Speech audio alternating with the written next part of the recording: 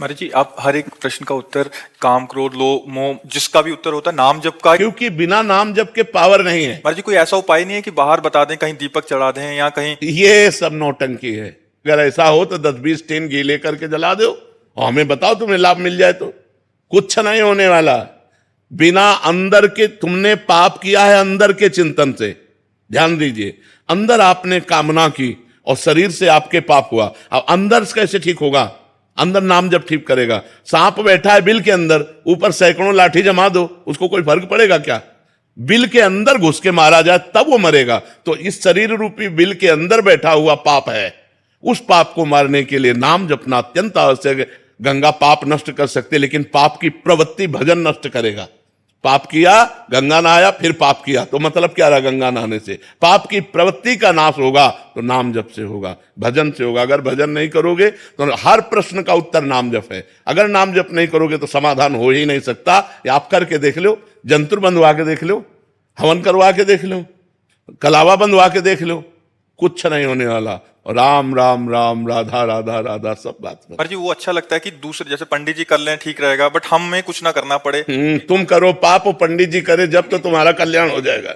ऐसे हो जाएगा? नहीं, ऐसा कदापि नहीं हो सकता, कदापि नहीं हो सकता। तो महाराज जी, बाहरी इससे मतलब उतना इफेक्ट नहीं पड़ेगा? महाराज बिल्कुल असर नहीं पड़ेगा। हम कह रहे हैं, देखो खास बात समझिए।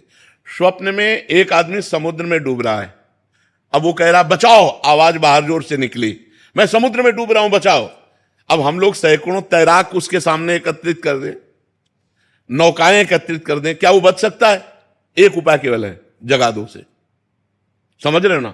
उसे जगा दो। अब एक बूंद पानी नहीं, जब वो समुद्र में डूब रहा था। ऐसे ही ये जगत माया प्रपंच है। जब तक ज्ञान नहीं होगा, जब तक भजन नहीं होगा, जैसे उसका एक ही उपाय केवल जगा देना है। आप सैकड़ों तैराक एकत्रित कर लो, बचा नहीं सकते उसको। नौका, जल जहाज नहीं बचा सकते। क्यों? वो स्वप्न में डूब रहा है। उसको जगा दो, बस उसका स्वप्न टूट जाए, वो जग गया, अब वो बच जाएगा। जो सपने सिर काटे कोई, बिन जागे दुख दूर न होई। ऐसे ही जब तक आपको ज्ञान नहीं होगा, तब तक आप रोते रहोगे इस जगत के मोह में, राग में, काम में, क्रोध में, लोभ में। थोड़ा दान पुण्य किया, थोड़ा पाप नष्ट हुआ, फिर पाप किया, फिर इससे काम नहीं बने। काम बनेगा पाप की जड़ का नाश हो, और पाप की जड़ है पाप की प्रवृत्ति। उस प्रवृत्ति में जब तक ज्ञान नहीं जागृत होगा, तब तक बात नहीं बनेगी। इसलिए खूब नाम जप करना अत्यंत अनिवार्य है। महाराज जी, और कैसे पता लगेगा कि हमारे पाप नष्ट हो रहे हैं और हो गए हैं? जैसे जैसे पाप नष्ट होते जाएंगे, चिंता, शोक, भय, ये सब नष्ट होता जाएगा। अपने अंदर अपने आप हृदय में आने लगेगा, मैं निष्पाप हो गया हूं। अपने आप हृदय में आने लगेगा, मेरे पाप कम हो रहे हैं। अपने आप अनुभव में आएगा। जैसे जैसे भजन बढ़ता चला जाएगा, भगवान प्रिय लगने लगे, धर्म प्रिय लगने लगे, गंदे आचरणों से घृणा होने लगे। ये है पवित्रता का लक्षण। पापी पुरुष के हृदय की स्थिति क्या होती? हर समय वो चिंता, डिप्रेशन, शोक में रहता है। हाँ, निगेटिव, उसका हर चिंतन निगेटिव हो, यहां तक निगेटिव हो जाएगा कि उस करने की वो सोच लेगा। अब उसको कल्पों तक भटकना पड़ेगा। अरे मनुष्य जन्म मिला है समस्या का समाधान करने के लिए, ना कि समस्या बढ़ाने के लिए। या समस्या बढ़ाना है, ना कि समस्या मिटाना है।